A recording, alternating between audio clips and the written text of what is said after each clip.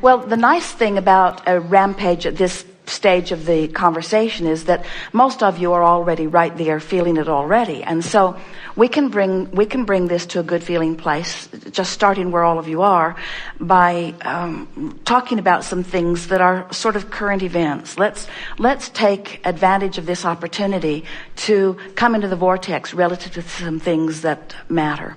And let's think in terms of the vortex. Let's think in terms of the creation box. Let's think in terms of focusing in a way that really aligns you with the solutions that you've already put there. So we'll speak it from your point of view, from the physical point of view, but we cannot speak of the physical point of view in a rampage without coupling you completely with the source energy that is really you. So it's really a combination of all that you are, but we're speaking it from your vantage point.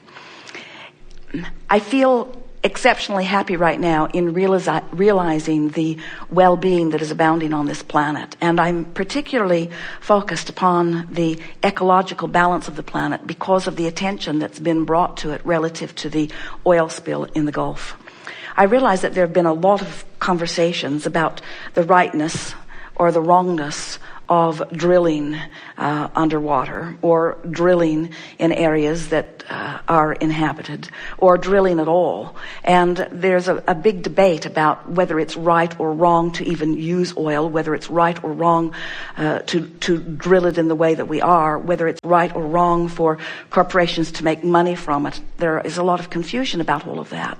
And through all of this conversation that has been fostered over a number of years, actually more years than I've even been alive in this physical body, I now feel such complete satisfaction in realizing that a number of things have come to a sort of crescendo, to this powerful culmination where billions of people around the planet are alerted and now asking for things that I am now realizing can come about. And these are a list of the things that I realize have come to a head that now I can focus upon and revel in and take pleasure in.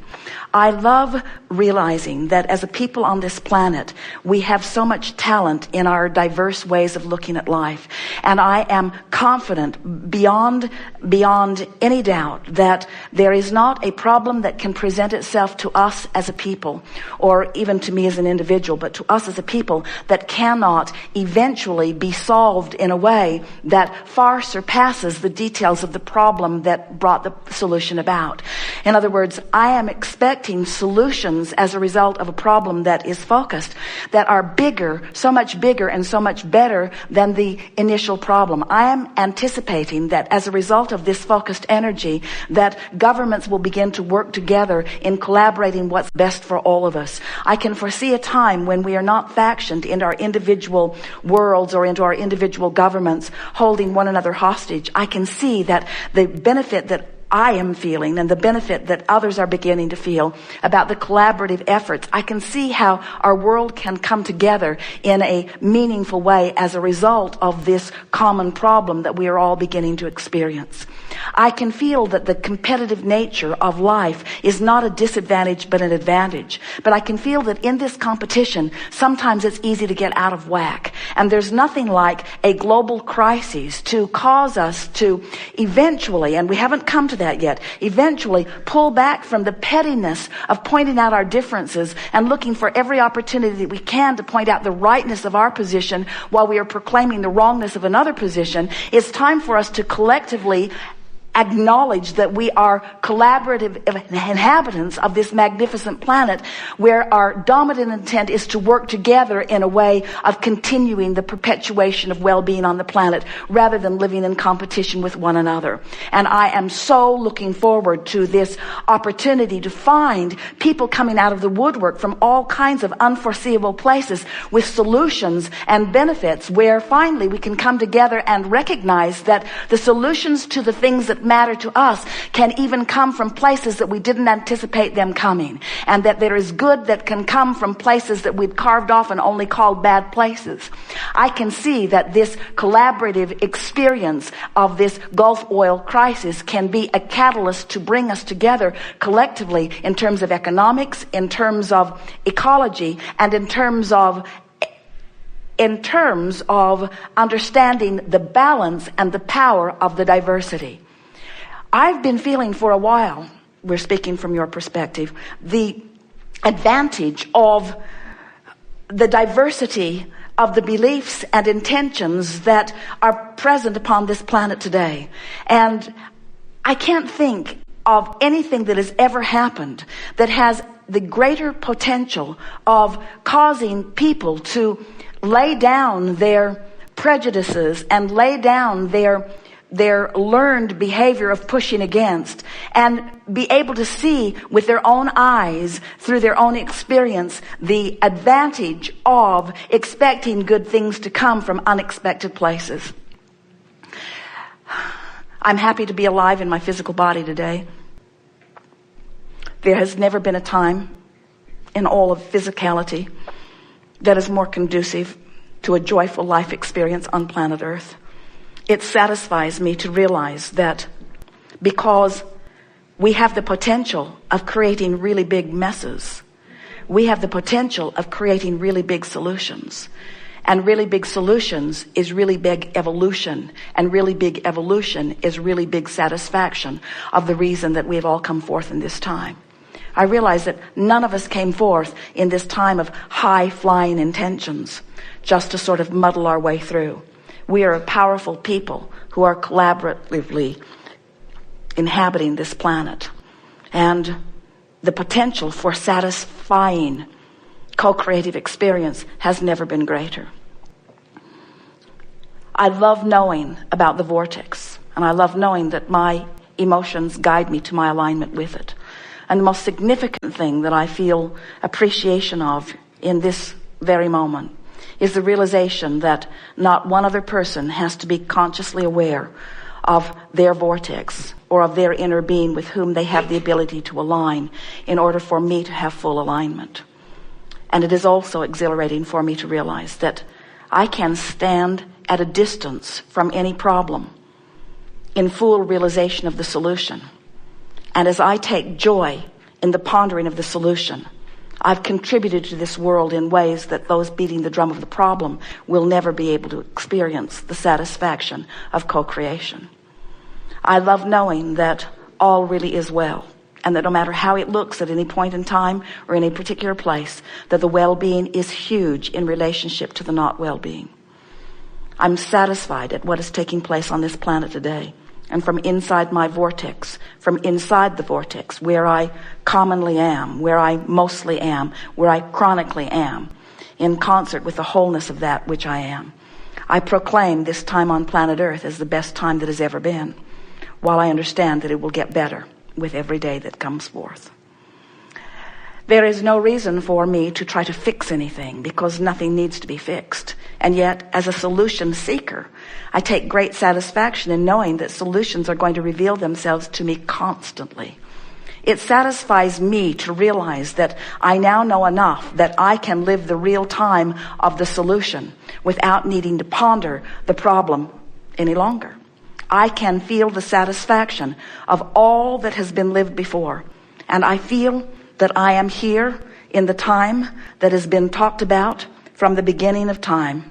I am here at the time of awakening, the time when not all, but many will discover the power of alignment with who they really are. I would like to say to those who don't understand, it's going to be all right. And I would like to say to those who do understand, are we ever having a good time or what? Thank you.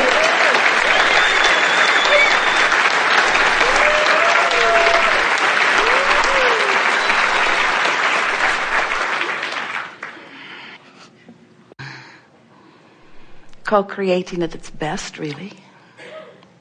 You're knowing what you're wanting. Yes.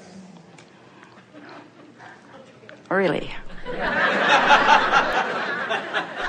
You're enjoying the expansion of your desire. It feels good, doesn't it? Yes, really? Really? Well, when you hold a desire and you believe that it is doable, havable, beable, then that desire feels oh so sweet, doesn't it? to want something in the absence of doubt is really a frisky feeling. That's what the little kids have before you squelch them. That desire with belief, there is nothing sweeter. Desire with the knowledge that whatever it is that you desire can be, but even better than that. And you're going to come around to understanding this today, because we're going to go after it with everything we have. We want you to realize that when you stand in what we are calling real time, where there is no gap between your desiring of something and your expectation of it, that's when life really is sweet. When you want something and you doubt it, when you can't figure out how it's going to come or where it's going to come from or when it's going to come or if it's going to come, then your desire feels bad to you. It feels like yearning. It feels like that achy wanting of something that you don't believe. It feels like doubt. But when you understand that you are creator, and you understand that you live in a vibrational universe, and you understand that you are an emitter of vibrational frequencies that are being answered by law of attraction, and most important of all, you have control of your vibrational emitting because you've paid attention to it. You're aware of your guidance system, so you understand what your point of attraction is all day, every day. Then, and only then, is the creative process sweet. Otherwise, it's sort of a crapshoot. It's like Russian roulette. It's like creating by default. You want but hope. Want but hope. You want to be lucky, or you want to have yourself standing in the right place. You want to maybe have pulled the right strings or know the right people. But when you get it, that you are a vibrational being first and foremost and always, and that you can tell by the way you feel what the vibrational signal is that you are emanating, and you can learn to mold that signal so that you are projecting one in just the way you mean it to be, then you are a deliberate creator, and then creating is fun. And then when we say, are you enjoying your desire? Do you like that feeling of desire? And you say yes, you will mean it. Unlike some of what you just said. As we flow this information to Esther, and she finds words that are equivalent to the knowing that we're offering. And you listen to the words. She's offering the words. You hear the words. All that's happening is you're focusing into your vortex. That's all that's happening. The rest is a vibrational phenomenon of you being filled up with the fullness of who you are. That's all that's going on here. In other words, we're not teaching you stuff that you're then remembering that you're going to actually go out and apply. That's all really sort of part of the dog and pony show just to keep you interested.